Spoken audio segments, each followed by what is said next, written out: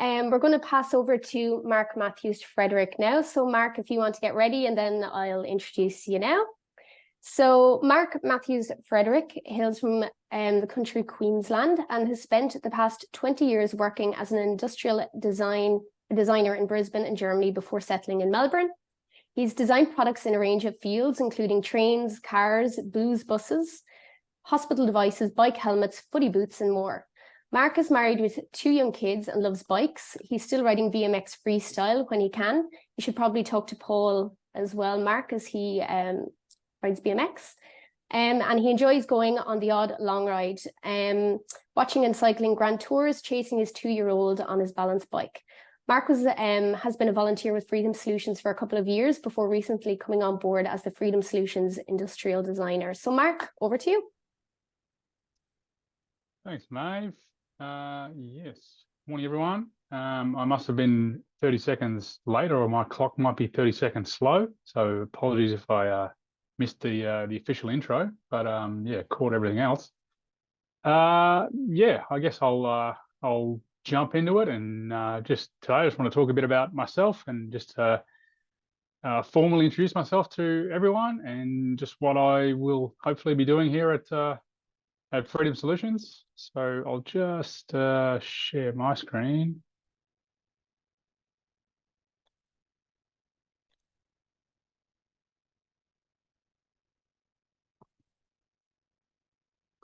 So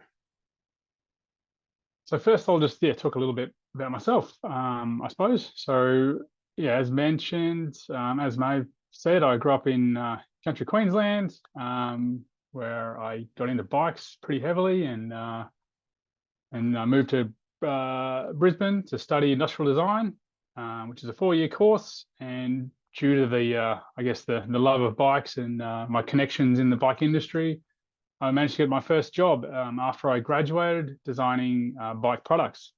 So yeah, Colony BMX and a few other BMX brands. And this is just an example of one of the products that I've done. I've done that was a pedal, a plastic pedal, back when plastic pedals were making a bit of a comeback in BMX, due to their lightweight and inexpensive, and the way they don't rip your shins apart if you slip a pedal. So something like that. Yeah, basically it just did a few sketches, had a few concepts to how it could look, ran them by a couple of guys in the team, and we settled on a design, and then made that a producible part, made it a manufacturable injection molded nylon, glass-filled nylon pedal, and did a bit of FEA as well, just to check how strong it would be. Made some prototypes, and then it went to production. So that one's been out for a long time now, 15 or so years. But that's just an example of some other of a pedal. I've done all sorts of parts for basically the whole bike worth of parts. And then so that was just part-time, by the way, with Colony and other brands, and that continues. I'd like to say today I haven't done anything for a couple of years, but yeah, it's been just on the odd, when there's been a project to do and products to new, when the boss wants to bring out a new product, then gets me on board to help out. So yeah, I've been continuing to do that on the side, but my first full-time job was with Bombardier in Brisbane, who are now Alstom. Bombardier had their engineering and design office in Brisbane, and their manufacturing factory in Dandenong back then. Now they're Alstom, and they've also got one in Ballarat, and they're a bit more spread out after they got bought out by Alstom. So that was designing trains and trams, interiors, exteriors. There's a few products there that I've worked on. So there's the I guess from the left, there's the I'm sure you've all seen that one before, the E-Class tram. I did a lot on the interior for that one, mainly in the tender phase, but a lot of that got carried through to production. There's a tram, the green one there, and also the interior is for Basel in Switzerland. There's a tram interior for the Gold Coast. And on the two on the far right is the Adelaide train, or at the top there's a new Adelaide city train, and the bottom was a refurbishment. So they stripped out the whole interior of their older trains, and we designed all new bits and pieces and had to make them fit and match and in with the old structure, which was challenging but fun when there wasn't 3D CAD of the old train. It was all just 2D 40-year-old 2D drawings. So that was a good challenge to try and work out how to make things work.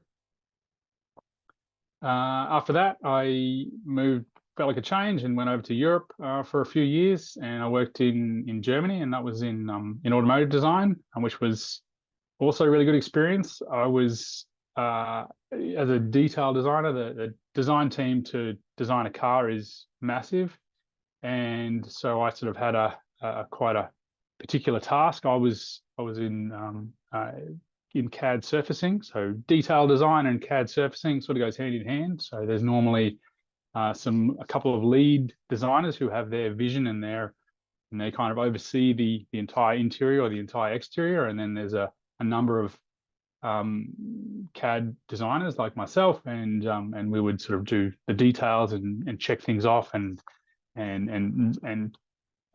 work with the engineering team to make things work. So yeah, I was working with companies like BMW, Opel, VW, and those few cars there are the ones that I worked on. And the one on the right was with Bugatti. I was on the Chiron. I was there for 2 years and doing the interior on that one, which was a great experience. It was so crazy, just the luxury and the cost is no object when it comes to just performance, and comfort was everything for that. And so it's not really like any other job I think I'll ever have, but it was good experience at the time. And then I moved back to Australia, and about 8 years ago, and then I moved to Melbourne again for a change, and got a job within a consultancy called Cobalt Design, and I've been there ever since. I'm still there part-time, and they're a consultancy doing all sorts of products for all sorts of different fields, transportation, medical products, a lot of scientific sort of instruments, sporting gear and consumer goods. So there's a few products that I've worked on there. There's still do a bit of train work. So that one on the far left is for an intercity train in New Zealand. There's a bike helmet with an integrated lock, so you don't have to carry a lock and a helmet. If you it saves you forgetting your lock. More of a lightweight lock that's more of a deterrent, not a heavy duty one, that's for sure. And some safety glasses with earmuffs integrated, and the booze bus, which was a big project, but also really enjoyable one. So since and I've in that time when I've been at Cobalt, then I started volunteering at Freedom Solutions when I realized that I really enjoy the ergonomics and usability type projects where it's more a lot of human interaction and trying to optimize those things. So I was looking for what's out there in that sort of field, and even finding a job. There's not so much in that in Australia, but in volunteering, there's obviously I came across Freedom Solutions, and that was really what I wanted to do to really help people, and in those kind of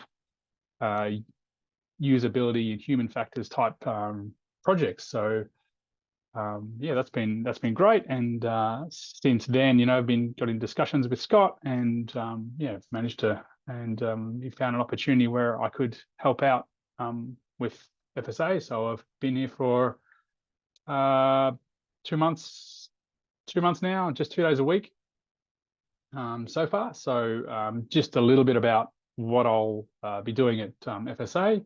So understanding the legacy of Freedom Solutions, when it was Solve and TAD, and the legacy is a very there's a strong engineering core amongst the volunteers. There's a lot of engineers, a lot of people who make a difference, and designing these very personalized equipment, and there's some a lot of clever solutions and technical manufacturing details, but they're also very human-centric sort of needs-based projects.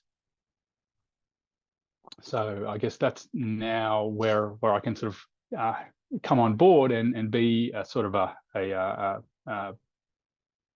sort of a middle role between the technical engineering and the end solution that's for the user. So what is industrial design? It basically, as I said, it bridges that technical engineering components and details and structure and the user. So integrating and balancing all the requirements of a product. So its usability, its functionality, the comfort and satisfaction of a product, what it looks like, what are the best materials to use, things like weight and manufacturability and texture and any other technical requirements, balancing all of those. And of course, cost is another thing. So and the example there on the right, if for a joystick, that's sort of the engineers will do the electronics and the more the technical parts, and then industrial designers will kind of design the housings around that. So it's a lot of teamwork required to do something like this. So then everyone's happy, so that it achieves everything that it needs to do technically, and it still feels good in the hand, feels great in the hands, and the buttons have a nice tactile feel, and comfortable to hold for long periods. It looks good. It's actually manufacturable, so it's not a too complex, really complex molding process and that sort of thing. So yeah, that's basically what industrial design is. And some of the tasks that industrial designers do is a lot of user-centered design tasks. So in the start of a process. So this is basically in the order of how a project normally goes and what industrial designers do. So at the start of a project is just observation, interviews, and finding out what the real problem is from the user. Brainstorming ideas, designing concepts, sketching, and then detailing that design, whatever is the chosen way forward that is agreed that's the right solution. Detailing and balancing all those aspects that I mentioned before. And that picture there is just of a personal project I did a long time ago now, probably 10 or 15 years ago, but that was for a walker that can convert into a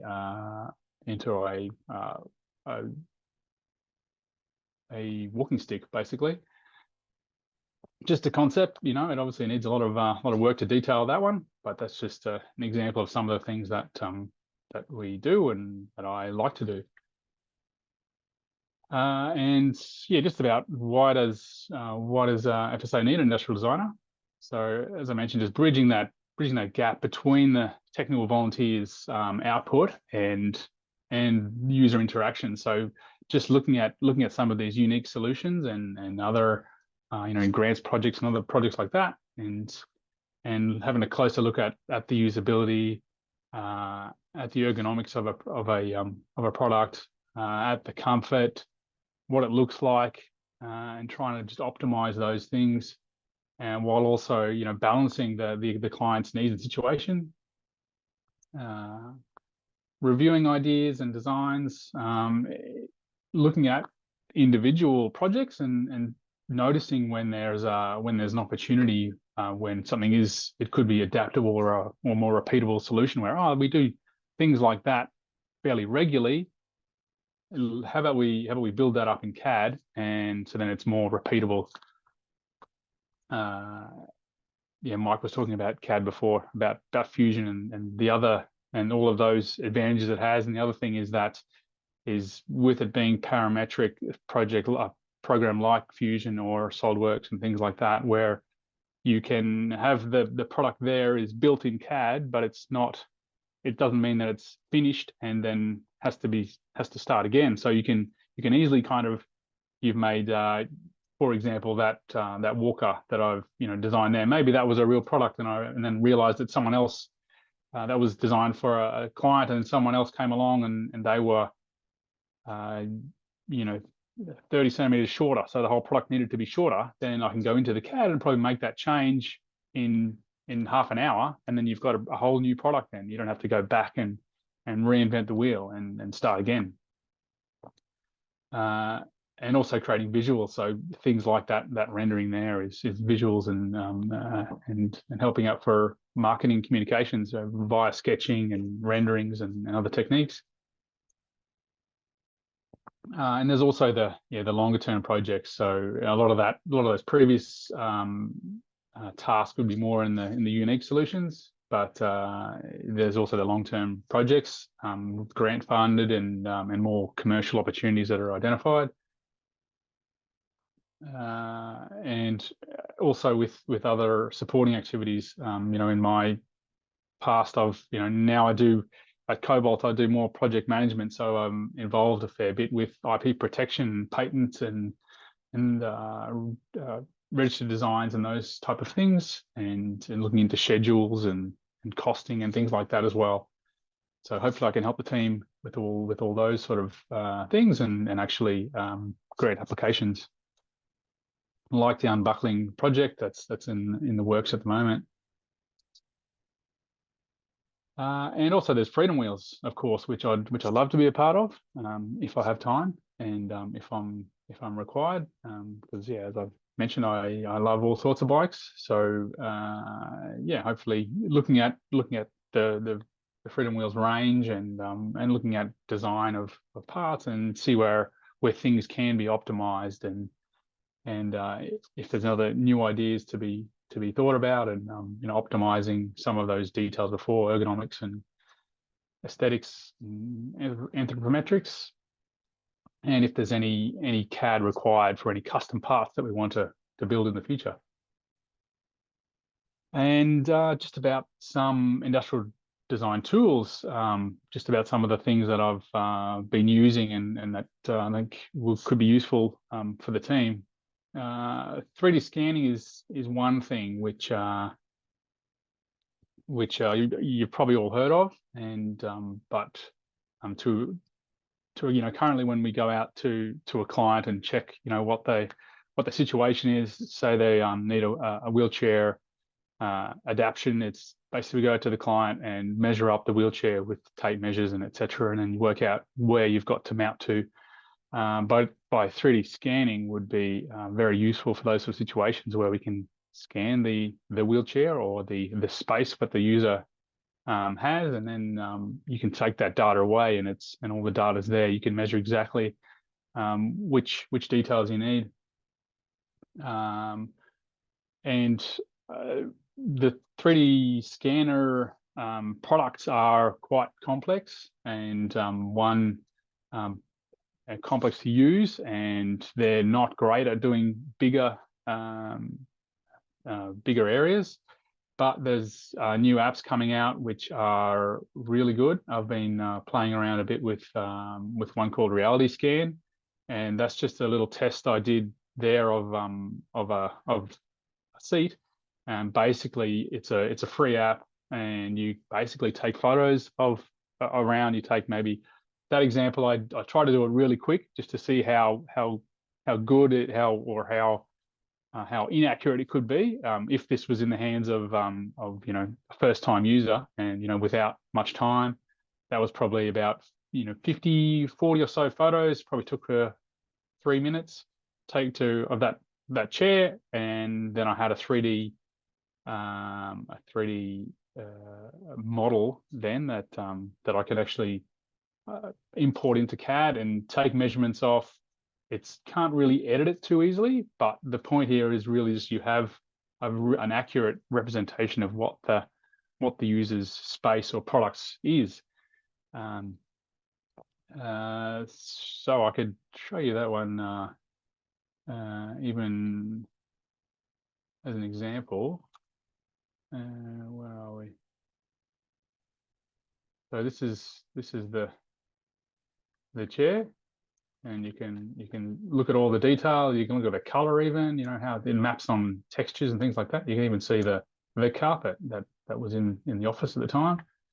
And it doesn't have the detail under here because I didn't take many photos underneath the chair. But if I wanted that, then I definitely could do that. And then by importing that into a CAD program, then we have all the data there. We can measure from from the edge of the chair to the handle, and we know that's 225 mil. Yeah, and which I think could be really useful for the future. Other tools that I use day to day is just computer sketching and AI sketching. You're probably all familiar with Photoshop and Sketchbook and some of those tools, just to create more, hard to say better sketches than you could do with your hand, but it makes things a lot easier and streamlines the process, and you can just get for me, better results, and you can actually have those almost like CAD editable sketches. So you can go back and we want to make that in how's that look in green? How's it look in blue? You can easily change those things, and how's it look with extending that handle out? We don't have to start that sketch again. You can almost by looking at that layer and editing those things. VizCom is another program that's pretty handy at the moment. It's a web-based another free program that's web-based, and you can that bottom image of the car shows what you can basically upload your rough pencil sketch, and then give it a few prompts to what you want. Then you might upload that rough sketch on the right, and you basically type in your prompts and say blue futuristic car, and then it'll basically spit out a rendering of a car, and then you can sort of edit your prompts to then change it. Oh no, actually I want it to be more 80s sci-fi inspired. So you type that in, and it spits out other things. You just tweak it as you go along, and you can get these great looking renderings, and in a matter of seconds. And then there's 3D CAD, of course, which just like Mike talked about. I won't go into detail about that. You're probably already familiar with that, but it just like you said, just streamlines the process a lot. In creating the 3D model, in reviewing it, making any edits, any changes, transferring that to production. With either the 3D data for 3D printing or CNC processes, or creating drawings like down the bottom. It's very quick and easy to do that, and also modifying or repeating or adapting the design for other solutions in the future. And also, once you have that 3D data there, you can convert that into either rendering programs to create some really high-end visuals for marketing in the future. So how are we going for time? You probably want to wrap up in the next minute or two, Mark, so we can allow for questions, if that's okay. That's right. I'll wrap up now then. I was going to go into a project in the works, but I won't go into it. This is just for a client with this is one that started that I've as a volunteer that I've been working on, and just to show you how I've used some of the tools with that. This was for a more supportive, a more adjustable neck support. So this is a rough mock-up I made to start with, using some existing parts that they already had, and then I created a bit of a sketch just to discuss it with the client and with the therapists, and talk about which parts we're going to adjust. Once that all got agreed, converted that to CAD, created drawings, made a few other little adjustments after having some more meetings with the OT and the client. That was then made up. This was made up and fitted on as a bit of a prototype. and now it's kind of having a bit of a second iteration where actually integrating the headrest as well. So we're doing another iteration now where it's basically building a headrest and the neck rest. So sort of all in one.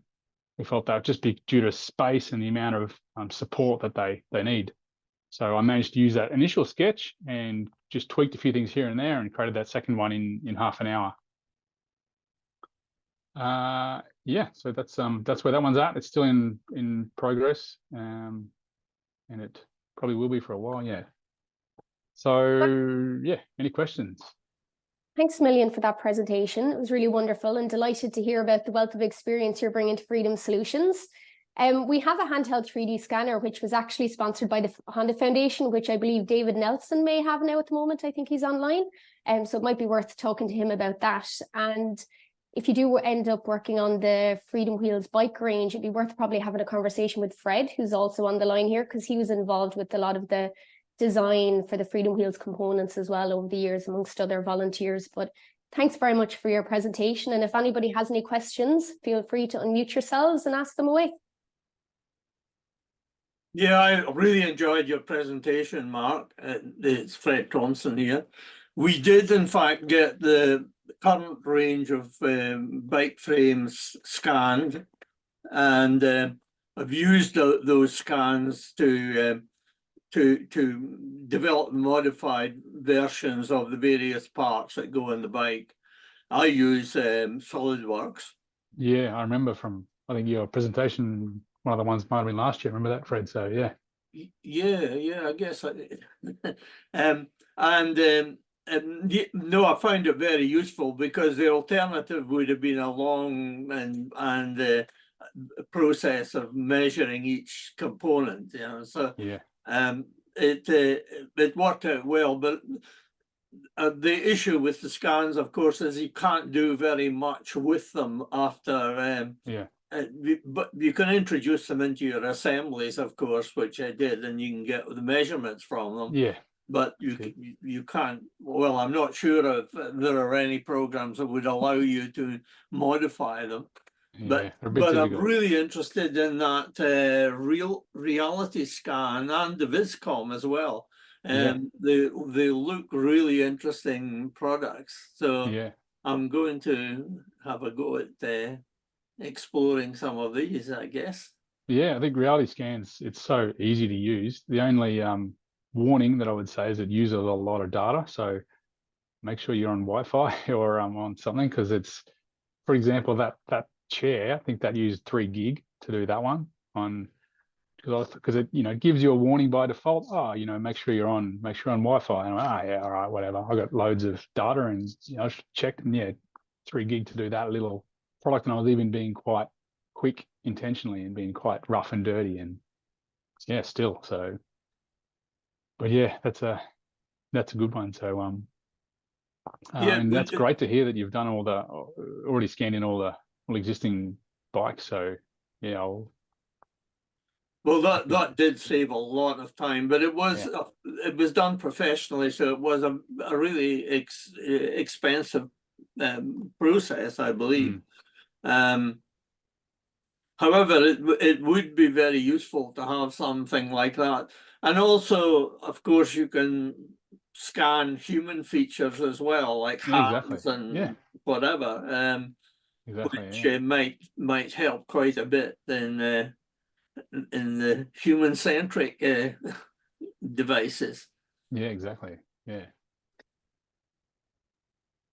But anyway, generally, I was really impressed. So I enjoyed your presentation overall, and I think the message here that I would endorse is that for volunteers who are not really familiar with CAD, there's an opportunity that you could, I'm sure you could take a hand sketch from a volunteer who has got a concept and an idea, and turn that into a proper CAD drawing. So it would help from all kinds of directions if you can have a proper engineering drawing of whatever the product is, And as I see it, that's where you come into the picture there, and of course, additionally introducing other,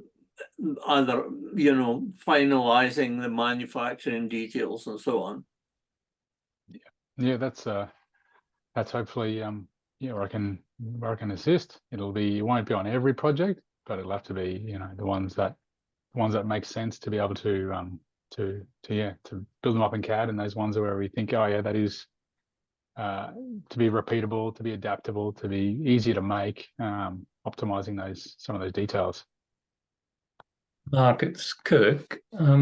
We had a project here for a client, and it's leading us to think that the project, we did a prototype, it didn't work out, but it's leading us to think about robotics. And have you had any experience with sort of robotics and helping clients with severe disabilities and to do things that would give them some independence? Like this particular client's got no use of their arms or hands or fingers, and they want something as a dressing aid. And I see there's lots of humanoid robots in the popular press, and a lot of it might be, fiction and that sort of thing. But I could just see it having a lot of potential for a lot of people. Have you had any thoughts or had any experience with that sort of stuff, or is it something we're looking at? I haven't had much experience in that, and I do know that we have some partnerships with the biomedical arm of some unis. So I haven't dealt with them directly, but they'd be more it's quite a specialized field. Robotics, especially with human movements, but yeah, definitely keen to get involved, but I haven't done much as yet. Yeah, that's a interesting one for sure, as in how much, what's the with clients and users out there, as in what's the how much, because these, it's not going to be an easy project. How much time and effort and money do we put into those type of opportunities? Yeah, like we've it's not a formal project yet. We put just verbally some discussion points to the client, and they've got to say whether they want to go ahead, and then they'd raise a project. You can get stuff in the States, but it's like $20,000 US, and but at the same time, if we were to try and emulate some sort of robotic arm, it's an awful lot of effort and cost for us. And we're thinking something was voice controlled, because they don't have any use of their hands or fingers or can't operate buttons and things like that. I might give you a ring at some time and have a chat about this particular one. Yeah, for sure. That's all right. Yeah, absolutely. Thanks.